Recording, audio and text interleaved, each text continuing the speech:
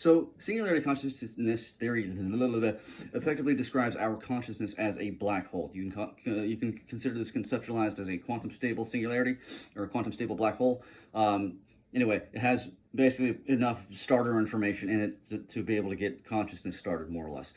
Again, links in the link section. It's a little bit complicated anyway. So this quick idea is that the fleshly body that we have here, we experience here, is kind of a fractioned out self, or piece of ourselves, our true self, which is characterized as our higher self. And when we have basically the singularity consciousness theory exists in an area of our brain, and then connects. It's not really up; it's more like inward. Space-time is funny. Anyway, connects to our higher self in a different plane of existence. And it translates, and we have information flowing back and forth, more or less. Very, very expedient idea, and the entire goal is integration between these two pieces, so we can be basically in one state rather than separate states.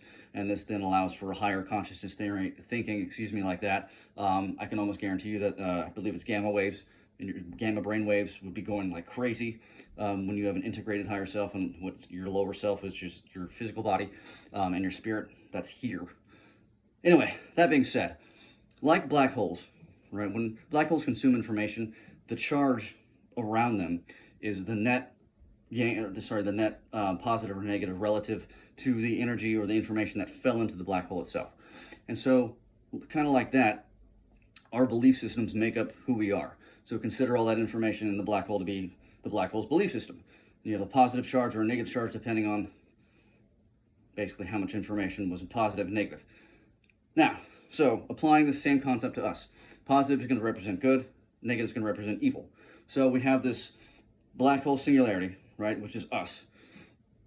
Conceptualization, sorry. It might be a little bit weird for some people, that's fine. Black holes are freaking awesome.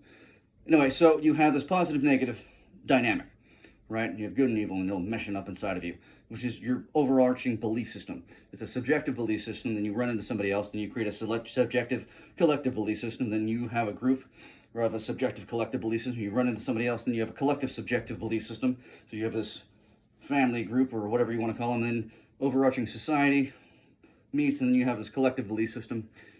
Up the scales it goes. So the idea is that when you're consuming this information, you're consuming both good and evil, depending on the information. This is what God was kind of talking about when he's talking about the tree of the knowledge of good and evil. If you partake of this tree, you shall surely die.